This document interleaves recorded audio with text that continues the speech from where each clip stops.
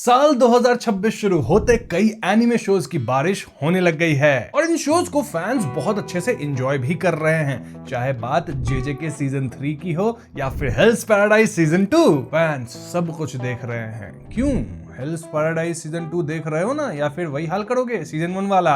अब इन anime shows के बारे में तो सब कोई जानते हैं, काफी बड़ी ऑडियंस इन्हें देख भी रही है, लेकिन अब मैं तुम्हें एक ऐसी 2026 की एनिमे बताने वाला हूं जो कि लिटरली मास्टरपीस है, लेकिन बिलो द रेडार जा रही है। कुछ लोग देख रहे हैं, कुछ नहीं देख रहे हैं, लेकिन ज्यादातर को इसके बारे में पता ही नहीं है। अब इस एनिमे की ही बात मैं क्यों कर रहा हूं? क्योंकि भैया ये एनिमे टॉप नॉच है, चाहे बात स्टोरी की हो, एनिमेशन की हो। लिटरली एक एपिसोड आया, एनिमेशन देख लेना कितना हाई क्वालिटी का है।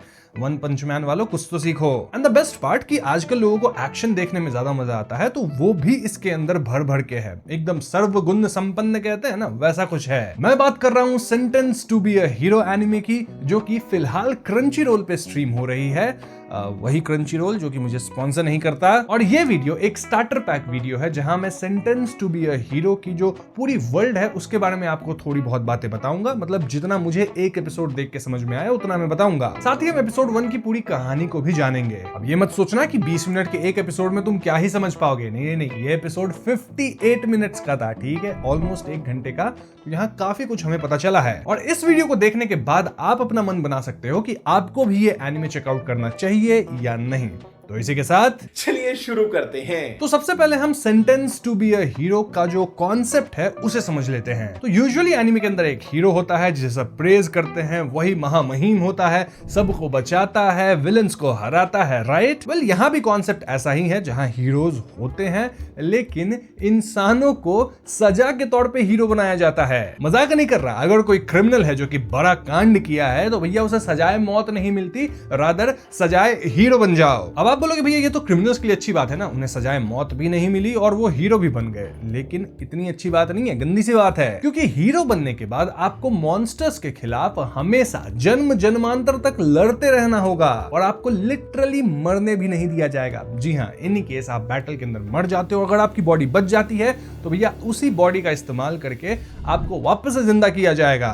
और इनकेस लड़ाई के अंदर अगर आपकी बॉडी ही खत्म हो गई थी, तो कोई और बॉडी होगी ना अवेलेबल, उसमें डाल दिया जाएगा आपके सोल को, आई गेस, जो कि हेल से, नरक से भी खींच के लाना हो तो लाएंगे ये लोग, लेकिन ऐसा करेंगे। इन शॉर्ट, इटर्निटी के लिए आप लड़ते ही रहोगे एज अ हीरो, और ये चीज ओवर द टाइम कितनी ज्यादा मेंटली प्रॉब्लमेटिक हो सकती है वो आप समझ सकते हो। अब कहने के लिए तो ये हीरोज हैं, लेकिन इन हीरोज की कोई रिस्पेक्ट नहीं है, क्योंकि at some point in time ये लोग सोसाइटी के अंदर कुछ तो बड़ा कांड किए थे, कुछ क्रिमिनल जैसा काम किए थे। तो यहाँ की जो जनता है, जो आर्मी वाले हैं, सब लोग हीरोज को कचरा समझते हैं। इवन ये हीरोज जिनकी जान बचाते हैं ना, वो लोग तक इनसे नफरत करते हैं। अब आप बोलोगे भैया हम हीरो बन गए तो फिर हम किसी की बात मानेंगे ही क्यों? हमारे पास पावर्स आ गई है, हम खत्म भी नहीं हो सकते, तो हमें जो मन करेगा हम वो करेंगे, राइट? रॉन्ग, क्योंकि इन्हें पीनल हीरो यूनिट्स कहा जाता है, और इनकी बॉडीज पे मैजिकल सील्स लगे होते हैं। ज्यादा इधर उधर किए तो इन सील्स की मदद से हीरोज को खत्म किया जा सकता है। अगेन आप बोलोगे खत्म हो ही गए तो वापस जिंदा तो करेंगे ही ना। वेल, ये जो रिवाइवल का प्रोसेस होता है वो उतना आसान नहीं होता। मतलब हमें बताया तो नहीं गया अभी तक एक एपिसोड के अंदर, लेकिन जैसा बोला जा रहा है उस हिसाब से तो ये खतरनाक है। साथ ही जितनी बार एक हीरो का रिवाइवल ऐसा होता रहेगा,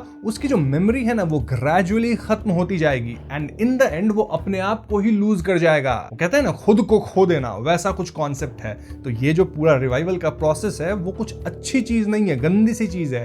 तो हीरो बनने के बाद सील्स के कारण आपको ऑर्डर्स फॉलो करने ही होंगे। अब यहाँ जो अपना मेन कैरेक्टर है जाइलो, वो एक्चुअली में पीनल हीरो यूनिट 9004 से है। अब यहाँ हीरोज जिन मॉन्स्टर्स से लड़ते हैं उन्हें मॉन्स्टर्स नहीं कहा गया है, रादर फेरीज कहा गया है। पहले एपिसोड को देखकर मुझे इतना समझ में आया है कि ये जो फेरीज हैं वो एक्चुअली में इन्फेक्टेड जानवर होते हैं। मतलब ये अजीब रंग बिरंगे दिखते हैं, एकदम म्यूटेट हो जाते हैं, और फिर ये फेरीज ह्यूमंस पे हमला करते हैं, उन्हें खा तक जाते हैं। हर फेरी के पास एक अलग तरह की ताकत होती है। लाइक अगर कोई पक्षी बन गया है फेरी, तो ऑफ कोर्स वो म्यूटेट होके अब भी उड़ सकता है।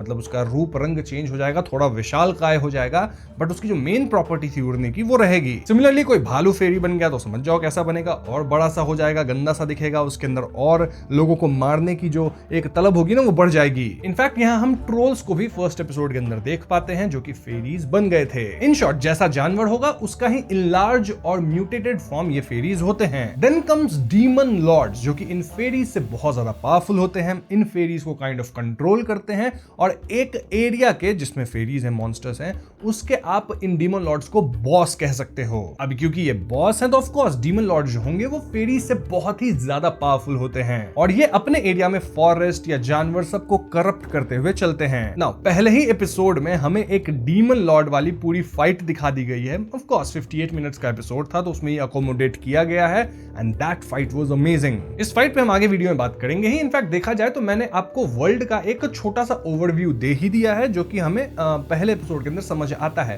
तो चलो अब पहले एपिसोड की कहानी भी मैं आपको एकदम शॉर्ट में बता देता हूं। ध्यान रहे इस पॉइंट से एपिसोड 1 को लेके स्पॉयलर्स होंगे वीडियो के अंदर। तो कहानी की शुरुआत में हम अपने मेन कैरेक्टर जाइलो और उसके साइड किक डोटा से मिलते हैं, जहां जाइलो डोटा को फेरीज से बचाता है। जाइलो एक हीरो है। अब हीरो है तो वो कुछ कांड किया होगा पास्ट में, इतना तो आप समझ ही गए होंगे। और डोटा कहीं ना कहीं उसका साइड किक है। वैसे डोटा का भी फेट वैसा ही है क्योंकि डोटा लिटरली एक चोर है तो उसको भी सोसाइटी से बाहर भगा दिया गया है। फिलहाल हीरोज को होली नाइट्स के लिए चारा बनाया गया था और इसी भगदड़ में डोटा एक कॉफिन चुरा के ले आया है। अब इस कॉफिन के अंदर लिटरली एक गॉडेस निकलती है। जी हाँ, इस वर्ल्ड में गॉडेसेस भी होती हैं जिनका किसी एक पर्टिकुलर नाइट के साथ पैक्ट बन जाता है। देन ये गॉडेस और वो नाइट मिलके जितने भी ये मॉन्स्टर्स है ना फेरीज, इनको खत्म करते हैं साथ में। गॉडेसेस के पास बहुत ज्यादा पावर होती है स्पेसिफिकली किसी एक पर्टिकुलर डोमेन में और इन्हीं पावर्स का नाइट्स इस्तेमाल कर पाते हैं। नाउ यहाँ जो कॉन्सेप्ट मुझे समझ में आया एक एपिसोड देख के वो कुछ ऐसा है कि गॉडेस खुद से अपनी पावर्स का इस्तेमाल नहीं कर सकती, रादर उसे एक नाइट के साथ पैक्ट में जाना ही होगा। फिर नाइट काइंड ऑफ विश मांगता है कि ठीक है मुझे ये पावर दे दो, गॉड उस पर विश ग्रांट करती है और इस तरह से पावर सिस्टम वर्क करता है। बदले में नाइट को गॉडेस को प्रेज करना होगा, माथा को थपथपाना होगा, टैप करना होगा, मतलब ऐसा दिखा है हमें एपिसोड 1 के अंदर। और हाँ, गॉडेसेस के पास भी अनलिमिटेड पावर नहीं है, उनके पावर का भी एक लिमिट है और अगर आप उस लिमिट से ऊपर जाते हो तो कुछ खतरनाक हो सकता है। तो हाँ, गॉडेसेस है तो इसका मतलब ये नहीं कुछ भी आप कर सकते हो, एक लिमिट तो रहेगा। खैर, कॉफिन के अंदर से जो गॉडेस निकलती है उनका नाम था टियोरिटा और वो एक स्वॉर्ड गॉडेस है, मतलब तलवार की गॉडेस है। इन्हें दूसरे सिटी ट्रांसफर किया जा रहा था लेकिन फिर फेरीज का अटैक हुआ, अफरा तफरी हुआ, जिसके अंदर जो अपना जाइलो का पार्टनर है वो ये कॉफिन चुरा के भागा या पता नहीं लेके बचा के भागा। समहाउ गॉडेस अब जाइलो के पास है। इनफैक्ट गॉडेस जब उठती है तो वो जाइलो को ही नाइट समझ लेती है और कहती है कि चलो तुम मेरे साथ पैक्ट बना लो, फिर हम दोनों मिलके इन मॉन्स्टर्स को खत्म करेंगे। अब जाइलो फॉर सम रीजन ना तो इस गॉडेस से पैक्ट बनाना चाहता है और ना ही इस गॉडेस के पावर का इस्तेमाल करना चाहता है। इसकी एक हिस्ट्री है जिसकी झलक हमें पहले एपिसोड में दी गई है तो वो मैं आपको बताऊंगा इसी वीडियो में, टेंशन मत लो। और नाउ हम इतना समझ पाते हैं कि बिना नाइट के और बिना किसी पैक्ट के गॉडेस की पावर यूजलेस है, क्योंकि मैंने आपको जैसा बताया था गॉडेस देख के ऐसा लगता है कि वो खुद से अपनी पावर का इस्तेमाल नहीं कर सकती अनटिल अनलेस एक पैक्ट वाला नाइट उनसे इसके बारे में रिक्वेस्ट करे। अब ये मैं अज्यूम कर रहा हूं, श्योरली नहीं बोल रहा, क्योंकि पहले एपिसोड को देख के मुझे इतना ही समझ में आया है। हो सकता है आगे जो लॉज हैं, रूल्स हैं, वो थोड़े डिफरेंट निकले, तो अगर कुछ गलत बोल रहा हूं तो माफ करना। और एक ही एपिसोड आई है तो उतना ही देख पाऊंगा मैं, ठीक है? तो ये मत बोलना कि 5 क्यों नहीं देख के आ गए, एक ही आई है भैया। वैसे अगर आपको चाहिए इस यूनिवर्स पे भी पूरी बातें जाननी है, आपको कहानी जानना है ठीक एलोटीएम स्टाइल में, तो कमेंट में बता देना, 10 के लाइक्स भी कंप्लीट कर देना इस पे। अगर ऐसा हो जाता है तो वेब नोवेल को मैं पढ़ना शुरू करूंगा और लेके आ जाऊंगा कहानियां। क्या बोलते हो? Okay. Coming back to the story, आगे जाइलो, डोटा और जो अपनी गॉडेस है ये लोग साथ में बढ़ती हैं और एक होली नाइट के यूनिट को बचाने का काम अपने जाइलो को मिलता है। वहां ढेर सारे फेरीज आते हैं जिनको ये जाइलो और जो वहां नाइट्स थे वो लोग मिलकर खत्म करते हैं। बट देन यहाँ एक लिटरली डीमन लॉर्ड आ जाता है जिसका नाम था ऑड गूगी, AWD स्पेस GGIE, तो मैं इसे गूगी ही बोलूंगा। गूगी बहुत विशालकाय और पावरफुल था। इनफैक्ट वो अपने आसपास हर एक चीज को करप्ट कर रहा था। ऐसे सिचुएशन में भी होली नाइट की जो कैप्टन थी वो रिट्रीट करने से मना कर देती हैं और अगर ये यूनिट पूरी तरह से खत्म हो गया तो जाइलो का जो ये मिशन है उसे फेलियर माना जाएगा एंड फेलियर हुआ तो सील को एक्टिवेट करके जाइलो को ना सिर्फ खत्म किया जाएगा बल्कि रिवाइवल के बाद भी हो सकता है स्टेक पे चढ़ा के पीटा जाए, फिर रिवाइव किया जाए, मतलब मेमोरी भी जाएगी, बहुत ज्यादा परेशानी भी होगी। तो जाइलो बोलता है नहीं, लड़के जो है ना इस डीमन लॉर्ड को खत्म ही करते हैं। वहां जाइलो गूगी से भिड़ गया लेकिन गूगी की ताकत के सामने जाइलो इनफ नहीं था। ऑफ कोर्स जाइलो हारने लगा। अब अपने हारने से या खत्म होने से जाइलो को बहुत ज्यादा परवाह नहीं थी, लेकिन प्रॉब्लम ये थी कि जो ये फेरीज थे वो लोग कहीं ना कहीं आसपास जितने भी नाइट्स थे उनको भी खत्म कर रहे थे। एंड इस पॉइंट पे जो अपनी गॉडेस थी वो बार बार जाइलो से कह रही थी कि पैक्ट बना ले, मेरी ताकत का इस्तेमाल कर ले। तो जाइलो देखता है कि हाँ, अगर मैं टियोरिटा गॉडेस के साथ पैक्ट नहीं बनाता हूं तो मैं इसे खत्म नहीं कर पाऊंगा इस डीमन लॉर्ड को। और डीमन लॉर्ड के जितने भी फेरीज हैं वो यहाँ जितने भी नाइट्स है सबको खत्म कर देंगे। मेरे सिर्फ एरोगेंस की वजह से कितने नाइट्स खत्म हो जाएंगे, ऐसे में फाइनली जाइलो पैक्ट बनाता है। वो अपने हाथ पे ऐसे मुट्ठी पे यहाँ पे एक कट लगाता है, उससे खून निकलता है, उसको वो जो गॉडेस थी वो पता नहीं चूमती है समथिंग, जैसे ये कट भर भी जाता है और पैक्ट फाइनली बन जाता है। ना जैसे ही पैक्ट बना, अपनी जो टियोरिटा है वो किसकी गॉडेस है? स्वॉर्ड की। ढेर सारे स्वॉर्ड्स आसमान से उल्का पिंड की तरह गिरते हैं डिफरेंट डिफरेंट साइज में, और जितने भी फेरीज थे सबको जाके लगते हैं और ये फेरीज खत्म। लेकिन इस ताकत से गूगी नहीं खत्म हुआ, इनफैक्ट गूगी तो और भी फेरीज क्रिएट करने लग गया। और तब जाइलो को समझ में आता है कि गॉडेस के साथ होके भी गूगी को खत्म करना इतना आसान नहीं है, demon lord for a reason. और यहाँ जाइलो गॉडेस के पावर को यूज करने को लेके ना बहुत ज्यादा मतलब एकदम प्रिसाइज था, मतलब वो ज्यादा यूज नहीं करना चाह रहा था गॉडेस के पावर को। गॉडेस बोल रही थी और भी पावर यूज करो, कुछ विश मांगो, जल्दी मैं तुम्हारा पावर देती हूँ स्वॉर्ड्स का, बट जाइलो बहुत संभाल के इस्तेमाल इस चीज का कर रहा था। एक पॉइंट पे लगता है कि गॉडेस के साथ भी जाइलो के ऊपर गूगी भारी पड़ रहा है, और तभी आता है सीन में डॉटा। डॉटा इनसे अलग हो गया था लेकिन यहाँ वो आ गया है, और वो चोर है ना तो चोरी करके लाया एक बहुत इंपॉर्टेंट सामान। ये है बेसिकली एक स्कॉर्च्ड